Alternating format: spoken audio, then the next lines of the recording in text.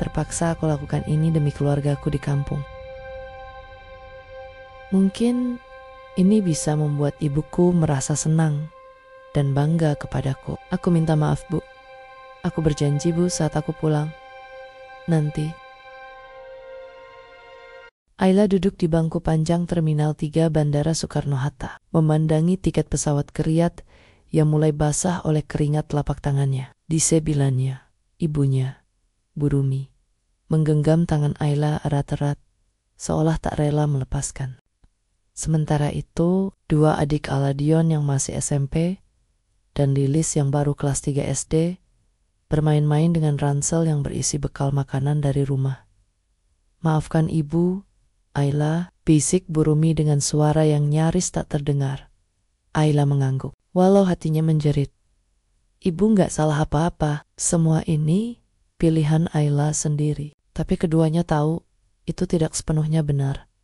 Sejak ayah mereka meninggal dunia 2 tahun lalu karena serangan jantung mendadak, kehidupan keluarga Ayla berubah drastis. Warung kecil yang dulu dikelola ayahnya tutup karena tak mampu bayar sewa. Tagihan rumah sakit menumpuk dan utang ke koperasi serta tetangga kian membengkak. Ayla, lulusan SMA yang pernah bercita-cita kuliah di jurusan sastra, mengubur impian itu dalam-dalam dan menggantinya dengan lembaran formulir untuk menjadi TKW di Timur Tengah. Jaga diri baik-baik ya nak, ujar Bu Rumi dengan mata sembab. Kalau majikanmu kasar atau kamu disakiti, jangan diam. Laporkan? Janji? Ayla hanya mengangguk lagi. Ia tidak tahu bagaimana cara menjelaskan bahwa dalam dunia yang ia masuki, seringkali yang tertindas tak punya suara. Waktu keberangkatan tiba, dengan pelukan terakhir yang terasa seperti perpisahan panjang, Ayla melangkah menuju ruang tunggu. Ia tidak menangis. Sudah cukup air mata ditumpahkan saat malam-malam gelisah memikirkan masa depan. Kini, ia hanya ingin satu hal, melunasi utang dan menyelamatkan keluarganya dari kemiskinan. Dari balik kaca pesawat, Ayla menatap keluar, melihat lampu-lampu kota yang perlahan tertinggal di bawah awan. Di dalam hatinya ada campuran takut, ragu, dan sedikit harapan. Ia tidak tahu bahwa tanah yang akan diinjaknya nanti bukan hanya asing dalam bahasa dan budaya, tetapi juga akan menorehkan luka paling dalam hidupnya. Namun ia tetap pergi, karena bagi Ayla, keberangkatan ini bukan sekadar perjalanan mencari nafkah. Ini adalah pengorbanan, dan terkadang pengorbanan itu dibayar dengan kehilangan sebagian dari diri sendiri. Udara Riyadh panas dan kering, seolah menyambut Ayla dengan tamparan pertama dari realitas baru. Setelah lebih dari 10 jam di pesawat, matanya perih, tubuhnya lelah. Tapi ia tetap berusaha tersenyum ketika dijemput oleh seorang pria bertubuh tegap yang memperkenalkan dirinya sebagai Abu Karim, sopir pribadi keluarga majikan Ayla. Tanpa banyak bicara, Ayla diminta naik ke mobil hitam mewah. Abu Karim berbicara dengan bahasa Arab cepat ke ponselnya, kadang melirik ke arah Ayla melalui kaca spion. Ayla tak mengerti apa yang dibicarakan, tapi ia bisa merasakan tekanan yang entah kenapa membuat perutnya mual. Mobil berhenti di depan sebuah gerbang besi besar. Ketika pintu otomatis terbuka, Ayla terkesiap. Di baliknya, terbentang halaman luas dengan taman terawat, air mancur, dan bangunan 3 lantai berdesain modern Timur Tengah yang megah. Ini seperti rumah dalam film. Namun, Ayla segera belajar bahwa tidak semua yang megah adalah indah. Begitu memasuki rumah, seorang perempuan separuh baya berwajah kaku menyambutnya. Namaku Madam Rasha. Aku kepala rumah tangga di sini, katanya dengan bahasa Inggris kaku. Ia menyerahkan pakaian kerja pada Ayla dan langsung menunjuk ke arah dapur. Ganti pakaian dan bersihkan lantai. Ada tamu malam ini. Cepat. Tidak ada waktu istirahat. Tidak ada kata selamat datang. Ayla hanya mengangguk dan mulai bekerja. Dengan tubuh yang bahkan belum sepenuhnya pulih dari perjalanan panjang malam harinya, Ayla baru diperkenalkan kepada sang majikan, Syekh Khalid Farhan Al-Harbi. Seorang pria berusia sekitar 45 tahun, tinggi, berjanggut rapi, dan mengenakan jubah putih bersih. Wajahnya tenang, namun mata hitamnya tajam dan penuh kuasa. "Ini pembantu barumu dari Indonesia," ucap Madam Rasha. "Namanya Ayla." Chef Farhan hanya mengangguk singkat. Tidak ada sapaan, tidak ada senyum, hanya tatapan yang menelanjangi. Seolah Ayla bukan manusia, melainkan barang baru yang baru saja dibeli.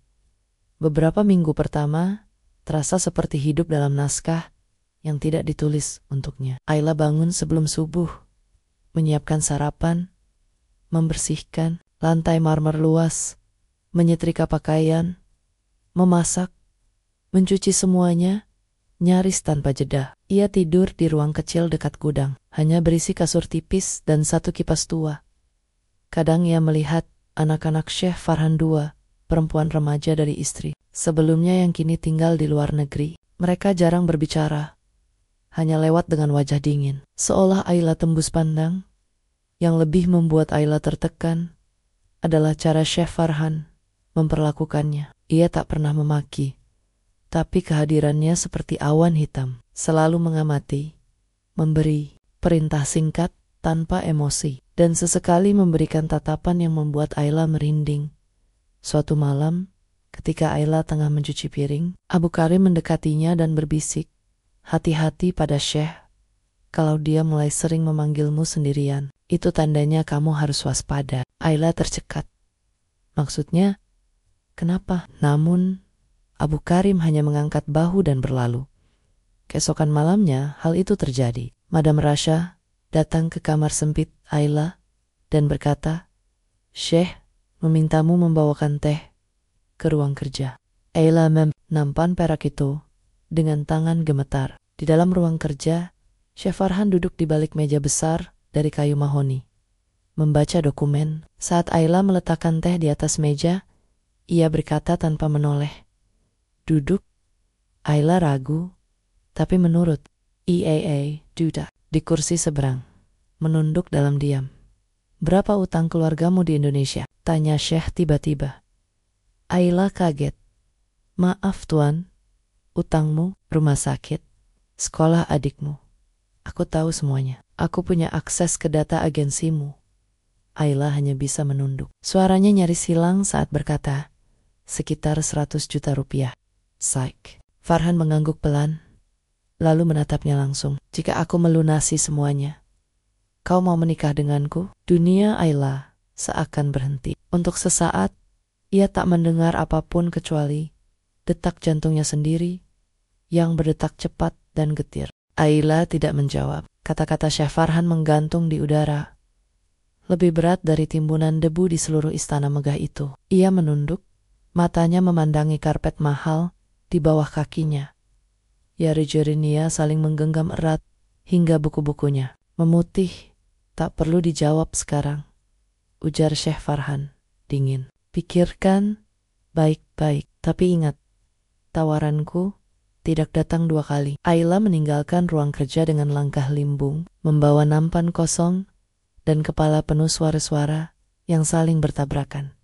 Ia tak tidur malam itu. Matanya menatap langit-langit, kamar sempitnya, membayangkan rumah kecil di Bandung yang hampir disita rentenir. Ibunya yang sudah semakin kurus, Dion yang berhenti sekolah karena biaya, dan Lilis yang harus rela memakai seragam bekas. Ia ingin menolak, ingin berkata bahwa dirinya bukan barang yang bisa dibeli dengan utang. Tapi kenyataannya, hidup telah menjualnya jauh sebelum Chef Farhan datang. Keesokan malamnya, Chef Farhan memanggil Ayla lagi. Kali ini tak ada teh, hanya keheningan yang penuh makna. "Kau sudah pikirkan tawaranku?" Ayla menarik napas panjang, menatap pria di depannya dengan mata yang nyaris kering dari air mata. "Jika saya setuju, Tuan sungguh akan melunasi semua utang keluarga saya." "Bukan hanya melunasi," jawab Chef Farhan. "Mantap, aku juga akan mengirim uang bulanan ke mereka. Adikmu bisa sekolah, ibumu tak perlu bekerja lagi." Lagi-lagi, Ayla merasa jiwanya ditarik keluar dari tubuhnya. Kata-kata itu seperti tali pengikat menyelamatkan, tapi sekaligus mencekik. Perlahan, ia mengangguk. "Saya bersedia, ucapnya lirih. Dan begitulah pernikahan itu terjadi. Bukan di aula mewah atau masjid megah, hanya di ruang kerja. Dengan satu orang saksi dan seorang ustaz yang membaca ijab kabul dalam bahasa Arab. Cepat. Ayla hanya menjawab sesuai yang diajarkan sebelumnya oleh Madam Rasya.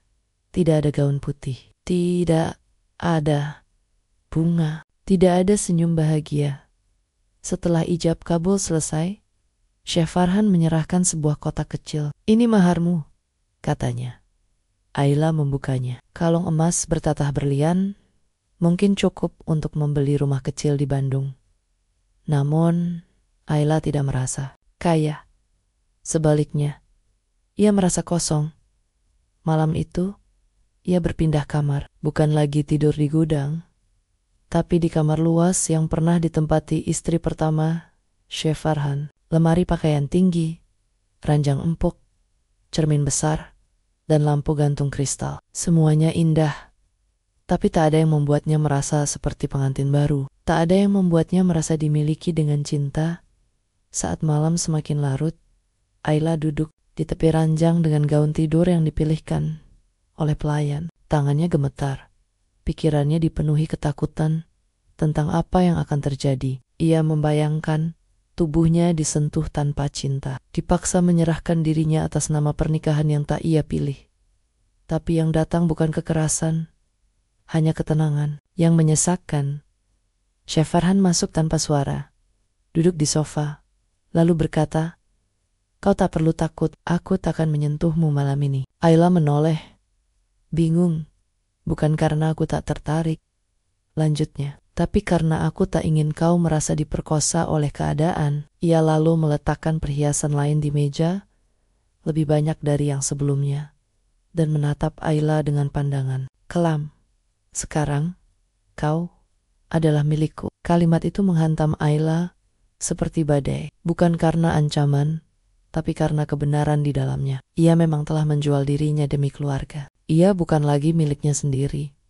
Malam itu, Ayla menangis, bukan karena sakit fisik, tapi karena sebuah kesadaran yang lebih pedih, bahwa cinta bisa dibeli, tapi kehormatan yang hilang tak bisa ditebus oleh perhiasan, rumah besar, atau kata-kata manis yang datang terlambat. Dalam diam, ia mengucap doa, bukan untuk cinta, bukan untuk kebebasan, tapi untuk kekuatan. Karena mulai malam itu, hidupnya bukan lagi tentang dirinya, melainkan tentang bagaimana bertahan di dunia yang memilih untuk tidak mencintainya. Ayla terbangun saat azan subuh berkumandang dari kejauhan. Udara kamar terasa dingin, jauh dari kehangatan, meski selimut mahal membungkus tubuhnya. Matanya masih sembab, wajahnya kusut, tanpa riasan. Di sebelah ranjang, nampak sekotak perhiasan. Terbuka kalung, gelang, dan cincin emas bertabur permata. Semua itu ditinggalkan begitu saja oleh Syekh Farhan malam sebelumnya. Sebuah mahar yang terasa seperti penghinaan. Ia duduk diam, memandangi bayangannya di cermin besar di hadapan ranjang. Gaun tidur satin warna pucat membungkus tubuhnya, lembut di kulit, tapi menyakitkan di hati. Malam pertama, yang dalam budaya manapun selalu dibayangkan sebagai awal keintiman, justru menjadi awal dari kekosongan. Syekh Farhan memang tidak menyentuhnya, tapi justru itulah yang membuat Ayla merasa terasing. Ia tidak tahu harus bersyukur atau terluka. Apa artinya pernikahan tanpa sentuhan, tanpa cinta, tanpa ucapan "aku memilihmu"? Yang ia terima hanya kalimat dingin yang mengunci jiwanya. Sekarang, kau adalah milikku, bukan istriku, bukan pasanganku, milik. Seperti barang, hari-hari setelahnya, Ayla mulai hidup sebagai istri. Meskipun hanya dalam status, ia tak lagi diperintah membersihkan rumah atau mencuci pakaian. Pelayan lain mengurus itu semua. Ia hanya diminta menemani sarapan, duduk diam saat Syekh Farhan membaca koran, atau menghadiri akara kora-kora keluarga yang penuh wanita berwajah dingin dan pandangan menghakimi. Di tengah kemewahan itu, Ayla merasa lebih miskin dari sebelumnya. Ia tak bisa menghubungi keluarganya kapan saja. Semua komunikasi harus melalui madam rahasia. Dan hanya sekali seminggu, ia tak bisa keluar rumah tanpa izin. Tak ada teman bicara, tak ada sahabat. Setiap hari ia hanya menjadi boneka hidup di rumah besar yang terasa seperti museum. Suatu sore, saat duduk di balkon kamar dengan buku yang tak mampu ia baca, Chef Farhan datang. Langkahnya tenang, membawa nampan teh dan 2 cangkir. Sepertinya kau butuh teman bicara, ucapnya sambil duduk di kursi seberang. Ayla hanya mengangguk sopan. Aku tidak ingin kau menganggapku sebagai musuh. Lalu saya harus menganggap Tuan Siap. Suara Ayla nyaris pelan, tapi jujur. Chef Farhan terdiam sejenak, lalu berkata, aku tidak tahu, mungkin seseorang yang sedang belajar mencintai dengan benar. Setelah pernah gagal, kalimat itu mengejutkan Ayla. Untuk pertama kalinya, suara pria itu terdengar bukan seperti perintah, tapi seperti pengakuan. Dulu aku menikah dengan wanita yang aku cintai sepenuh hati. Lanjutnya, tapi ternyata ia hanya mencintaiku karena harta. Setelah anak-anak lahir, dia pergi, membawa separuh hidupku bersamanya. Ayla menatap pria di depannya. Wajah dingin yang selama ini ia takuti, ternyata menyimpan luka yang tak kalah dalam. Dan tiba-tiba, entah kenapa, ia merasa iba. Tapi rasa iba bukan cinta, dan luka bukan alasan untuk memenjarakan orang lain. Malamnya, Ayla kembali ke ranjang besar itu. Tapi kali ini, ia bisa tidur tanpa tangisan. Bukan karena semuanya membaik, tapi karena hatinya mulai menata batas. Ia mulai sadar bahwa dirinya tidak sepenuhnya hancur. Ia masih bisa merasa, masih bisa berpikir, masih bisa memilih cara bertahan. Dan dalam hati kecilnya muncul pertanyaan yang menakutkan, tapi tak bisa ia hindari. Bisakah cinta tumbuh dari sebuah pernikahan yang lahir dari keterpaksaan? Hari-hari berlalu seperti lembaran kosong. Tak ada kejadian besar, tak juga kejutan. Namun dalam kesunyian itu, perlahan ada sesuatu yang berubah. Ayla mulai memperhatikan hal-hal kecil, cara Chef Farhan membaca buku setiap malam dengan kacamata yang sedikit miring, cara ia diam-diam menyedekahkan uang dalam jumlah besar setiap Jumat, dan caranya memanggil pelayan dengan suara rendah, nyaris tanpa nada perintah. Ia bukan pria yang hangat, tapi juga bukan pria kasar. Di suatu pagi yang lambat, Ayla membawa sarapan ke ruang kerja seperti biasa. Tapi kali ini, Chef Farhan sedang duduk sambil menekan pelipisnya. Wajahnya pucat. Di mejanya, segelas air yang belum tersentuh dan map penuh dokumen berserakan. Ayla ragu, tapi akhirnya bertanya, Tuan sakit? Farhan menatap sekilas, lalu mengangguk lemah. Migrain. Tanpa diminta, Ayla meletakkan sarapan, lalu pergi ke dapur, meracik air jahe hangat dengan madu, seperti yang biasa ia buat untuk ibunya di rumah. Ia kembali dan menyerahkan gelas itu ke Farhan, yang menatapnya heran. Coba minum ini, tradisi dari kampung saya, ucap Ayla. Singkat Farhan menyusap, perlahan matanya menyipit, lalu mengangguk pelan. Hangat. Ayla tidak membalas. Ia hanya berdiri, hendak kembali ke dapur, tapi suara Chef Farhan menahannya. Ayla, panggilnya. Ia berhenti, menoleh. Terima kasih, ucapnya, tulus untuk pertama kalinya. Sejak hari itu, percakapan mereka tak lagi sekaku dulu. Kadang Chef Farhan bertanya soal Indonesia, soal keluarga Ayla, dan bahkan tentang makanan favoritnya. Ayla, yang awalnya menjaga jarak, perlahan mulai merasa nyaman berbicara dengannya. Tidak semua luka membutuhkan obat. Kadang hanya butuh didengar. Suatu sore, ketika hujan turun tipis, di Riyadh peristiwa langka yang membuat semua orang di rumah menatap langit dengan kagum. Ayla dan Farhan duduk di beranda, memandangi tetesan air di dedaunan. Dulu, aku sering menertawakan cinta, kata Farhan tiba-tiba. Kupikir cinta hanyalah kata-kata kosong, tapi saat kehilangan, Ternyata yang paling kurindukan bukan harta, bukan kekuasaan, tapi perhatian kecil. Ayla tidak menyahut, tapi kata-kata itu menancap di hatinya. Malamnya, ia membuka kembali ponsel yang disimpannya rapi. Ada satu foto keluarganya yang selalu ia bawa. Ibunya tersenyum. Dion dan Lilis berdiri dengan seragam lusuh, tapi bangga. Mereka percaya padanya. Ayla tahu semua pengorbanannya belum sia-sia, tapi ia juga sadar dirinya mulai berubah. Ia tak lagi membenci Chef Farhan seperti dulu.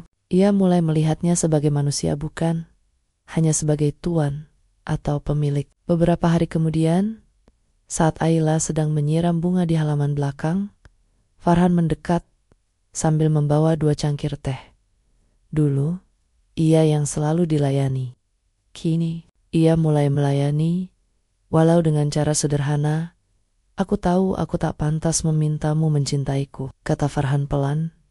Tapi aku ingin belajar mencintaimu, bukan karena kau istriku, tapi karena kau telah mengajariku menjadi manusia kembali. Kata-kata itu membuat Ayla terdiam. Ada sesuatu yang menghangat di dadanya, tapi juga membuat napasnya sesak. Bagaimana kalau aku tak pernah bisa membalasnya? Bisiknya.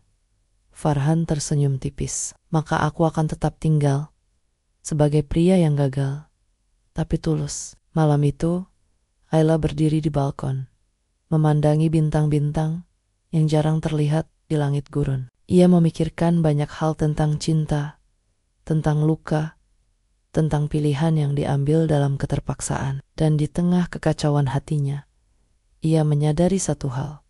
Mereka berdua adalah gewa-gewa yang retak, tapi retakan yang sama bisa menjadi tempat tumbuhnya pengertian.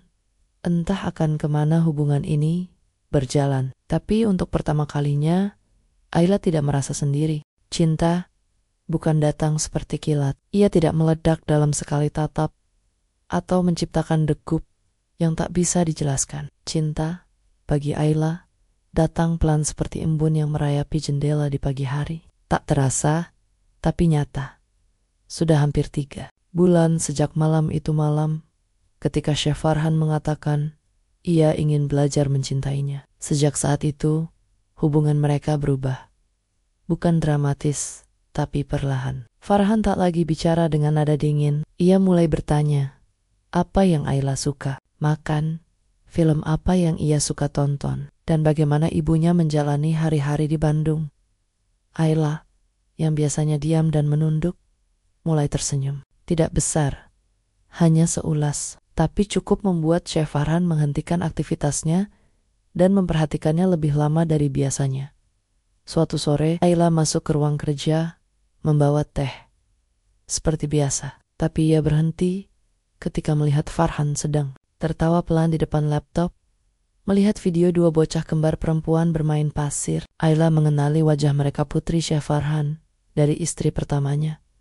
Mereka tumbuh cepat, gumam Farhan tanpa menoleh. Ayla berdiri di ambang pintu, ragu, lalu berkata, "Kenapa mereka tinggal bersama ibunya?" Farhan menutup laptop perlahan. "Karena saat itu, aku pikir anak-anak lebih butuh ibunya daripada ayah yang terluka dan penuh kebencian." Ayla masuk pelan, meletakkan teh, tapi tak langsung pergi. Ia duduk. Kali ini bukan karena diperintah, tapi karena ingin.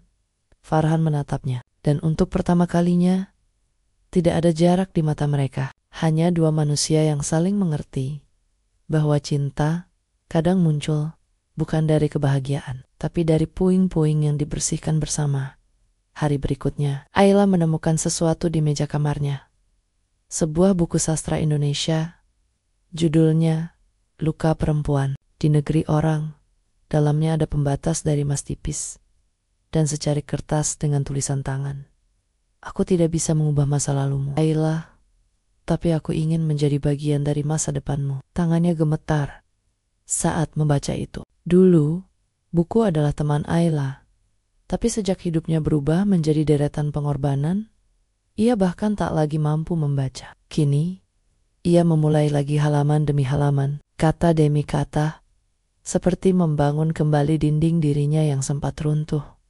Farhan mulai sering memintanya menemaninya ke acara keluarga, tidak lagi sebagai pelayan, tapi sebagai istri. Meski masih banyak yang mencibir, terutama para sepupu dan ipar Farhan, yang merasa Ayla bukan sekelas, tapi Farhan tidak peduli. Ia menggandeng Ayla dengan tenang, menatapnya dengan hormat. Di depan semua orang, Ayla tahu pandangan itu bukan palsu.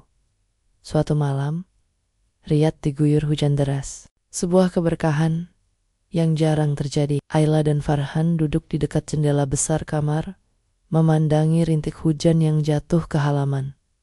"Apa kau bahagia sekarang?" tanya Farhan pelan. Ayla menoleh. Tatapannya jujur, tidak defensif. "Aku belum tahu, tapi aku mulai merasa hidup lagi." Farhan menatap mata Ayla. Kali ini, tak ada lagi rasa memiliki yang mengekang. Yang ada hanyalah kekaguman yang tenang. Ia menyentuh tangan Ayla perlahan, tidak menuntut, tidak memaksa, hanya menyentuh. Dan Ayla tidak menarik diri. "Aku ingin mengenalmu lebih dari sekadar nama dan cerita pahit," ucap Farhan. "Kita menikah karena keadaan. Tapi jika kau izinkan, aku ingin mencintaimu karena pilihan." Hati Ayla berdebar. Bukan karena takut, melainkan karena hangat beberapa hari. Kemudian, Ayla mendapat kejutan. Chef Farhan memanggilnya ke ruang tengah, tempat ia duduk bersama Madam Rasya, Abu Karim, dan seorang pria yang tampak seperti pejabat pemerintah. "Ayla," katanya, "aku ingin mengesahkan pernikahan kita secara resmi. Secara hukum Arab Saudi, bukan hanya nikah siri, dan aku ingin keluargamu hadir saat itu." Ayla terdiam. Matanya langsung berkaca-kaca. Ia tak menjawab. Hanya menutup mulut dengan tangan, menahan air mata yang meledak tanpa oba-oba. Farhan bangkit, menghampirinya, dan berkata dengan lembut, "Aku tak ingin lagi kau merasa sendirian.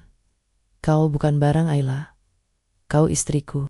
Dan kau berhak mendapat kehormatan penuh." Malam itu, Ayla duduk di depan cermin panjang di kamarnya. Ia melihat sosok perempuan yang perlahan berubah. Bukan lagi pelayan, bukan lagi istri yang dibeli, tapi seorang perempuan yang mulai mencintai pria yang dahulu menjadi penjaranya, sekarang pelindungnya. Ia tahu jalan mereka masih panjang. Trauma bukan hilang seketika, tapi hari-hari mereka kini diwarnai tawa kecil, sentuhan pelan, dan obrolan yang menyentuh. Cinta yang perlahan, cinta yang tulus, cinta yang datang saat mata menyentuh hati. Bandara Internasional King Khalid, Riyadh, pagi itu lebih ramai dari biasanya. Di tengah arus manusia yang datang dan pergi, seorang wanita muda berdiri dengan gugup, memeluk tas tangan kecilnya erat-erat. Matanya menelusuri kedatangan penumpang. Satu persatu, jantungnya berdebar tak karuan. Itu adalah Ayla. Dan hari ini, sesuatu yang selama ini terasa seperti mimpi, akhirnya menjadi nyata. Keluarganya datang ke Riyadh. Tak lama, suara pengumuman keberangkatan berganti menjadi daftar penumpang. Yang baru, Ayla menajamkan pandangan. Lalu ia melihatnya wajah lelah, tapi penuh cinta, dari seorang wanita parubaya yang ia rindukan lebih dari apapun. Burumi di belakangnya. Dayan mengambil lembaikan tangan, kini tubuhnya jauh lebih tinggi dari yang Ayla ingat. Dan Lilisik, kecil yang dulu selalu bermain dengan boneka sobek ini, berlari ke arahnya dengan tas punggung warna merah muda. "Ibu!" jerit Lilis. Pelukan mereka pecah di tengah keramaian. Ayla tak kuasa menahan air mata. Tangis yang selama ini ia tahan, tumpah begitu saja. Tangis karena rindu, karena sukar, dan karena akhirnya ia bisa mempertemukan dua dunia yang selama ini hanya bertemu dalam doa. "Maafkan ibu, nak," bisik Burumi sambil mengusap kepala Ayla. "Ibu titipkan hidupmu pada tempat yang dulu ibu tak tahu seberapa kerasnya. Tapi hari ini, ibu tahu kau telah menjadi wanita yang jauh lebih kuat." Keluarga Ayla dibawa ke kediaman Farhan di mobil khusus yang telah disiapkan. Tidak hanya sopir yang menyambut, tetapi juga pelayan rumah yang sejak pagi sibuk menyiapkan kamar tamu, makanan khas Indonesia, serta satu set pakaian baru untuk Burumi dan anak-anak. Sesampainya di rumah, Chef Farhan menyambut mereka dengan senyum hangat dan jabat tangan penuh hormat. Kepada Bu Rumi, tidak ada keangkuhan, tidak ada aura kuasa, hanya seorang pria yang ingin diterima oleh keluarga istrinya. Aku berhutang banyak pada putri ibu, katanya dengan lembut dalam bahasa Inggris yang kemudian diterjemahkan oleh Ayla. Ia bukan hanya menyelamatkan keluarganya, tapi juga menyelamatkanku dari hidup yang dingin. Bu Rumi menatapnya lama, lalu mengangguk. Kalau benar kau mencintai Ayla, jangan pernah berhenti menghargainya. Dan Chef Farhan menjawab dengan tatapan tulus, saya bersumpah tak akan pernah memperlakukan dia seperti barang. Dia bukan milik saya.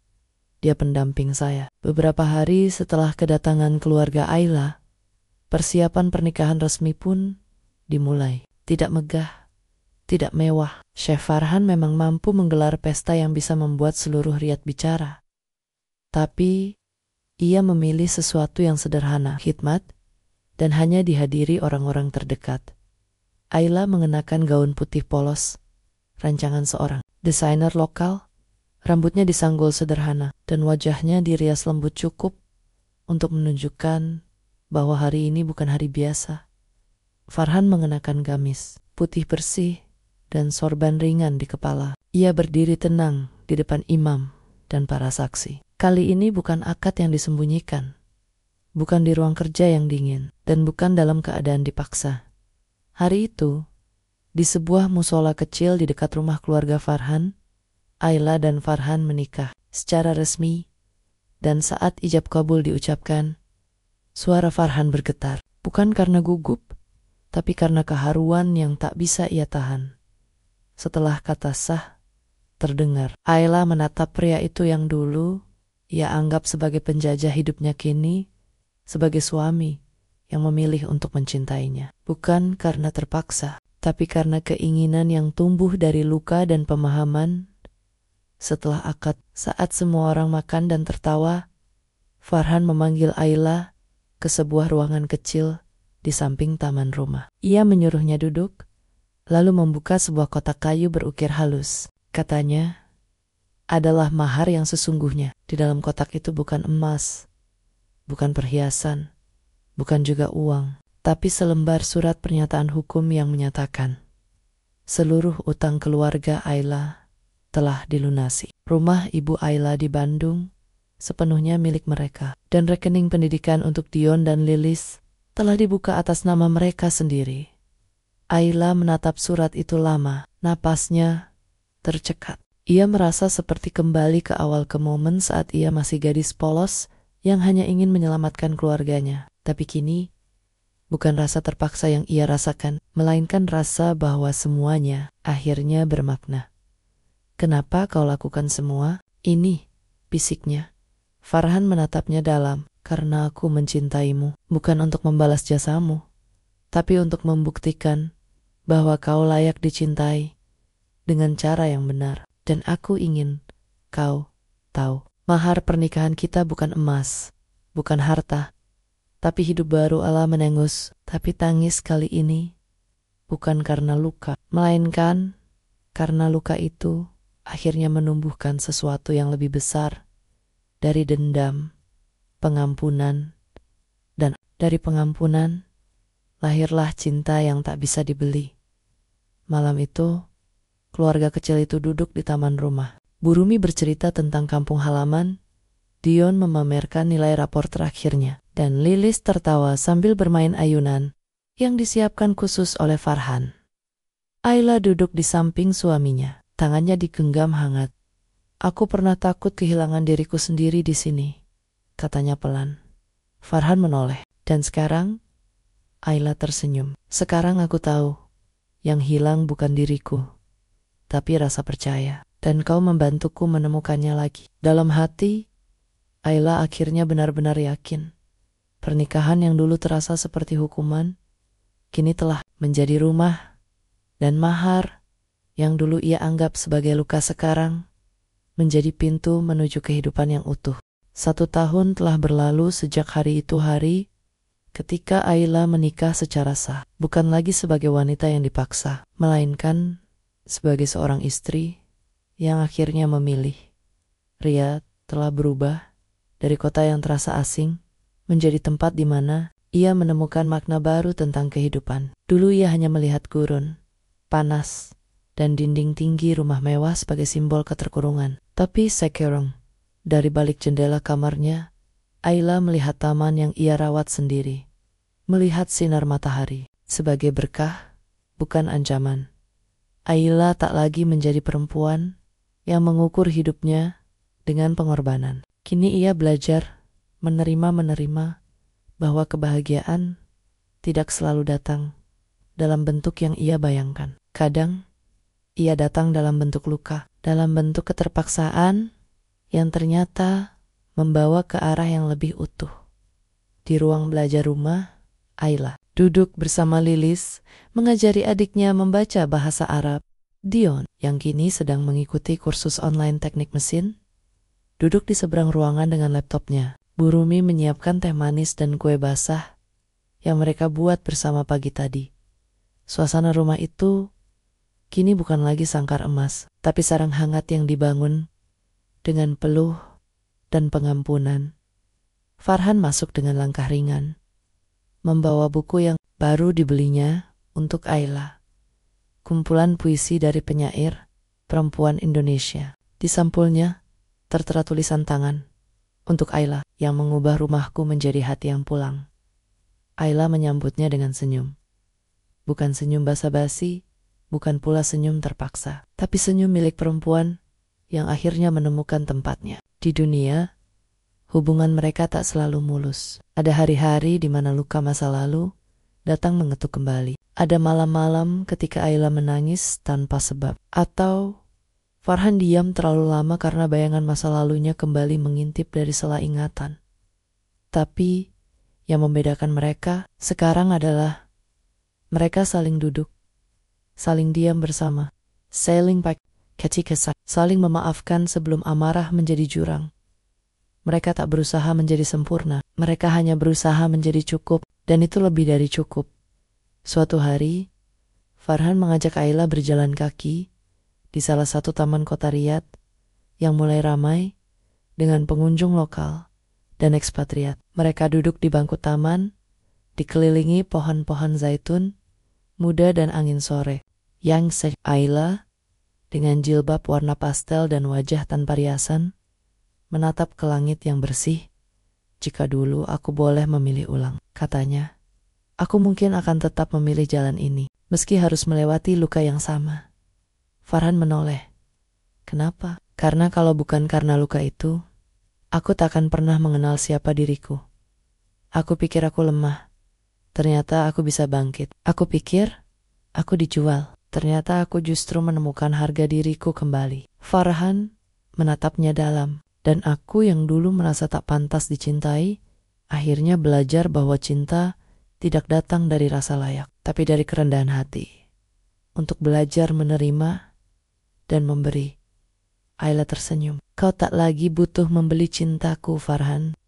Kau sudah memilikinya sejak kau berhenti menganggapku milikmu. Beberapa minggu kemudian, Ayla memutuskan untuk memulai hal baru. Ia mendaftar sebagai relawan untuk mengajar bahasa Indonesia dan keterampilan dasar bagi para TKW yang baru tiba di Riyadh. Ia tahu persis perasaan mereka, ketakutan, kebingungan, bahkan rasa terasing yang mematikan.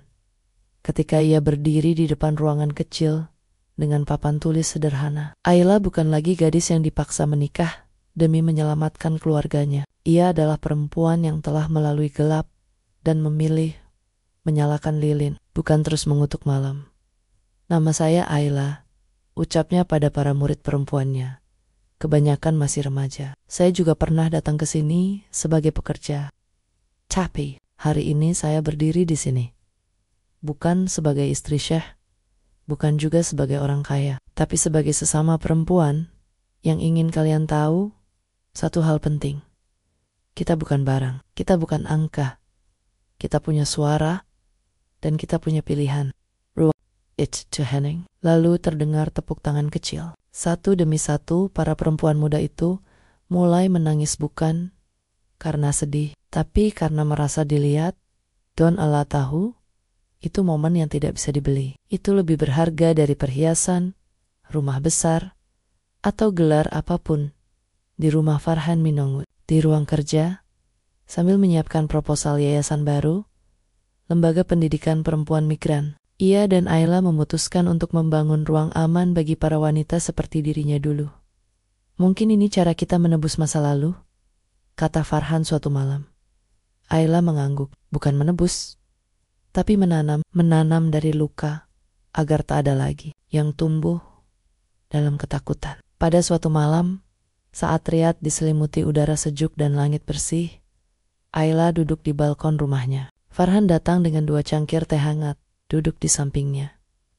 Aku sering berpikir, kata Farhan, bagaimana bisa 2 orang dari dunia yang berbeda bertemu dalam kondisi yang seharusnya saling menyakiti, tapi malah saling menyembuhkan. Ayla tersenyum sambil menatap langit. Karena kita tak bertemu untuk saling memiliki, ucapnya. Kita bertemu untuk saling memulangkan satu sama lain ke rumah yang sesungguhnya. Farhan mengangguk. Rumah yang dipilih, bukan dipaksakan. Dan di bawah langit Riyad yang senyap, Ayla tahu rumah bukanlah soal tempat, bukan dinding tinggi atau taman mewah. Rumah adalah ketika seseorang memandangmu dan melihatmu sebagai manusia, bukan barang. Rumah adalah saat kau bisa duduk, menjadi dirimu sendiri, dan tahu bahwa kau tidak lagi berjuang sendirian. Hari ini, rumah itu ada di sini, bersama orang yang dulu ia benci. Orang yang dulu membeli haknya, tapi kini memberikan kembali semuanya tanpa syarat. Dan untuk pertama kalinya dalam hidup, Ayla bisa berkata dengan pasti, ini rumah yang kupilih sendiri.